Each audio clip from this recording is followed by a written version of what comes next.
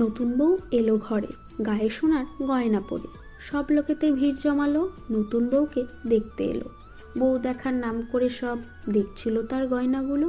জানতে চাইলো সবাই মিলে, বাপ মা তোমায় কি কি দিলে? হাতটা কেমন ফাঁকা ফাঁকা, দেয়নি বুঝি চুরি শাখা? গয়নাগুলোও হালকা কেমন, সোনার নাকি যেমন তেমন? চোখের কোণে জল জমলো, বলল না বউ কিছু।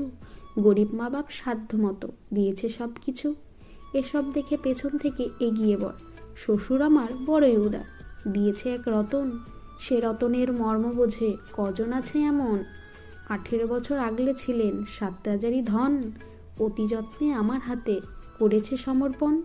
ধন্য আমি তারই কাছে, চাই না আমি পণ, হাত ধরে দুজনাতে কাটাবো জীবন।